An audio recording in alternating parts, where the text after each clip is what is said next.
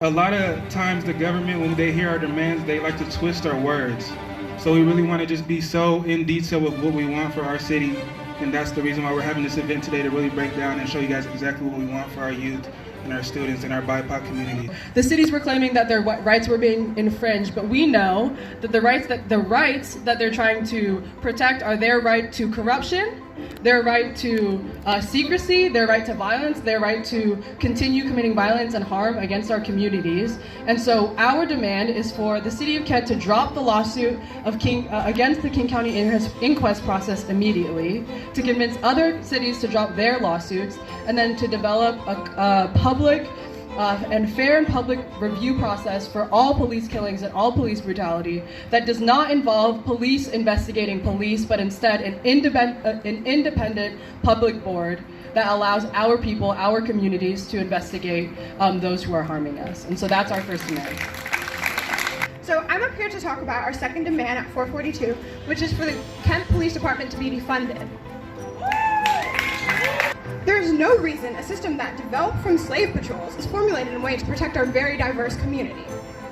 Our current bias-filled system is not broken. It is operating just as it was intended to. Because of this, no amount of money will fix it. That is why we are demanding that the Kent Police Department be defunded immediately by at least 50%. Long story short, KPD must cut all ties with military programs. We are also demanding that police officers are taken out of our schools. This includes getting rid of Kent School District School Resource Officer Program. And lastly, it is extremely important to remember that defunding the Kent Police Department does not mean that money that was once allocated to them will just disappear. Instead, it is imperative that this money is used in ways that help our community, like affordable housing, and to invest in BIPOC communities. If you agree with this demand, please sign our petitions. Thank you. We see the large budget that the Kent Police Department has in comparison to things such as the teen and youth programs in the city, and that is ridiculous. KPD has a $46.8 million budget, while the teen and youth program has 2% of that budget. The way in which this city is investing its money is ridiculous, and our communities know the best way to take care of ourselves and each other. So when we're talking about investing in communities, clearly the city feels as if investing in the police means they're investing in communities, and that means creating BIPOC-led spaces, healing spaces, to invest in communities and divergent programs that are led and for Black and Indigenous people of color, and not policing our communities the way they're doing right now. Our fourth demand at 442 is to invest in youth and students. It is imperative that we are setting up our young people for success. To do that, we must divest from systems that hinder growth and invest into systems that cultivate growth instead.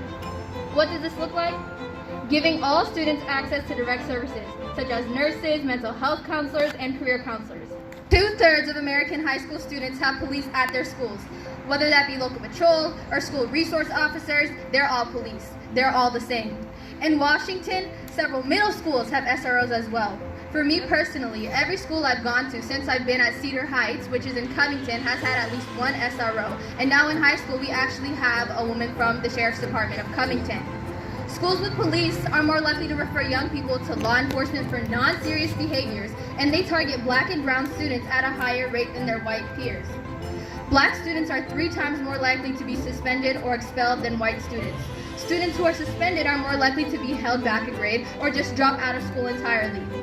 SROs often use excessive force, interrogate students, they frequently arrest kids, meaning that schools with SROs have higher arrest rates. These are not effective ways of solving conflicts or behavioral issues. Continuing to outsource disciplinary actions to juvenile courts and in-school police officers directly contributes to that school-to-prison pipeline. Furthermore, it costs a good amount of money to hire these SROs. This is money that could be used to hire, like I said in the beginning, mental health counselors, nurses, behavior staff, etc. We could be using this money to extend support to students with disabilities. We could be using this money to combat economic injustices in our schools. Many students act out in the classroom due to circumstances beyond their control, such as lack of access to basic necessities, such as food and safe shelter. Some students may not have adequate systems of support at home because their parents have to work multiple jobs and they just aren't there for them at home. By having SROs handle every single one of these problems with ineffective methods, we are hurting our students. We're not helping them. Police officers are there to punish children, not to help them learn from their mistakes. We need to transform our current disciplinary system in schools from one that arrests students to one that supports students in their academic endeavors. I don't think that big change can only happen in Seattle or other big cities, and I think it starts in our own communities. And I'm so proud to be here with you all, standing in solidarity and building community power with you all.